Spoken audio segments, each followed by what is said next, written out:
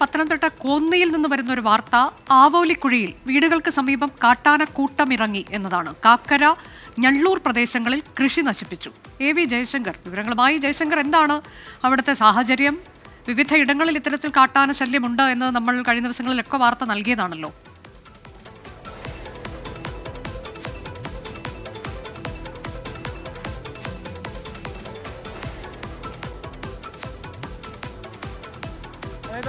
അനുജ, ഈ കോന്നി പ്രദേശങ്ങളിൽ കാട്ടാന ശല്യം വളരെയധികം രൂക്ഷമാണ്. വിവിധ ഇടങ്ങളിൽ ഇത്തരത്തിൽ കഴിഞ്ഞ കുറേ ആഴ്ചകളായി കാട്ടാനക്കൂട്ടമുണ്ട്. ഈ അതുമ്പുംകുളം ആവേലിക്കുഴി പ്രദേശത്താണ് ഇന്നലെ രാത്രി കാട്ടാനക്കൂട്ടം എത്തി വ്യാപകമായി ഈ കൃഷി ഉൾപ്പെടെ നശിപ്പിക്കുന്ന സാഹചര്യം ഉണ്ടായത്. ഈ തെങ്ങ് ഉൾപ്പെടെ യാന മറച്ചിട്ട് തെങ്ങിന് മുകളിൽ ഇതൊക്കെ ഭക്ഷിക്കുന്ന ഒരു സാഹചര്യമാണുള്ളത്. പ്രദേശവാസികൾക്ക് വലിയ ബുദ്ധിമുട്ടാണ്. ഈ കോന്നിയുടെ വിവിധ ഇടങ്ങളിൽ കഴിഞ്ഞ ഒരു മാസമായി രാവെന്നോ പകലെന്നോ ഇല്ലാതെ കാട്ടാനക്കൂട്ടം ഇറങ്ങി കൃഷി വ്യാപകമായി നശിപ്പിക്കുന്നു.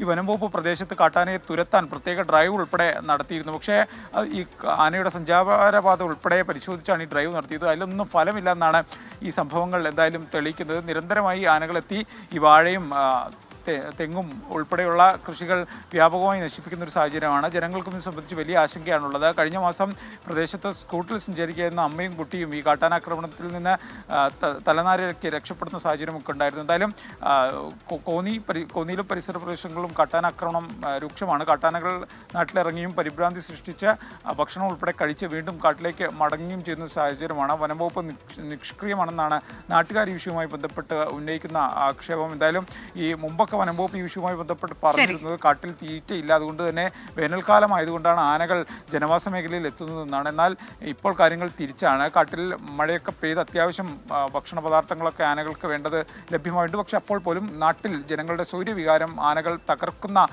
കാഴ്ചയാണ് നമ്മൾ ഈ പത്തനംതിട്ട കോന്നി പ്രദേശങ്ങളിൽ നിന്ന് കാണുന്നത്. അനുജ, ശരി. പത്തനംതിട്ട കോന്നിയിൽ കാട്ടാന ശല്യം ഉണ്ട്, നന്നായി തന്നെയുണ്ട്, വ്യാപകമാണ്.